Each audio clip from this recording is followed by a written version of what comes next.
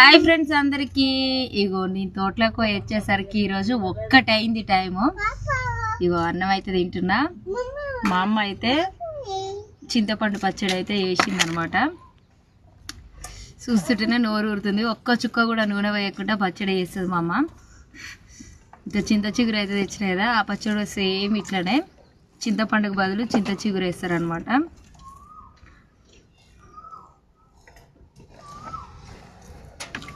మరి మీరు అందరూ అన్నం తింటారా?